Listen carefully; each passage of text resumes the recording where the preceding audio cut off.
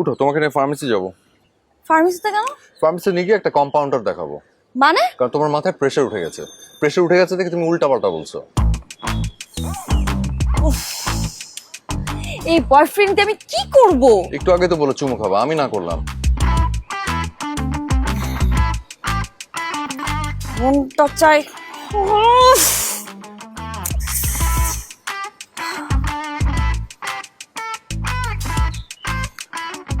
আজকে এখন এই মুহূর্ত থেকে তোর সাথে আমার ব্রেকআপ। তুই যখন এলাকার বড় ভাই ছিলি না তখনই ভালো ছিল, কেন যে তোর সাথে আমি রিলেশনে গেলাম। না ওয়েট, ব্রেকআপ মানে? হ্যাঁ ব্রেকআপ। তুই তো এইটাই চাচ্ছিলি তাই না? না, কি চাচ্ছিলি তবে? তোমাকে দেখতে। গত 3 দিন তোমার সাথে আমার দেখা হয়নি, তাই ডেকে আনলাম। এইটা তোর ডেকে আনা নমুনা? হ্যাঁ, তোমার বয়ফ্রেন্ড না এক্সেপশনাল।